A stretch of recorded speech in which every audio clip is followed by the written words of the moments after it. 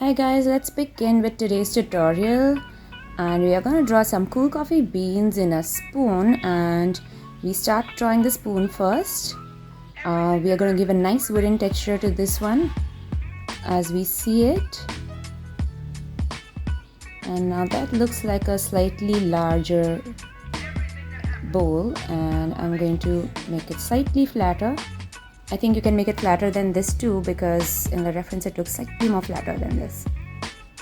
And then we begin with the coffee beans, and they are mostly oval in shape with a slight different heart-shaped style edge on the tips, on the side tips, and the standing line in the middle we'll be drawing later.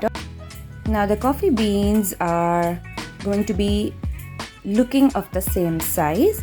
Of course, if the half coffee bean is going inside the spoon, the other half will be shown on top. But overall, the length and the breadth should look the same of all the coffee beans.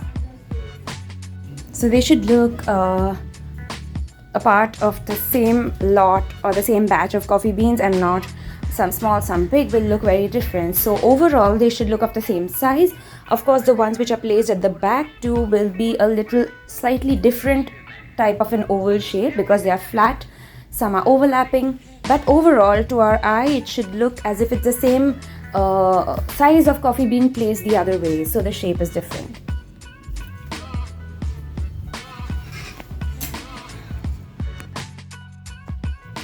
So yes, if you do not get the exact same number of beans that I'm drawing, or you see in the reference, that's fine because there's nothing wrong about it. But I have tried to inculcate all the beans that I see, include all the beans that I see from the reference, and even the ones that are falling from the top.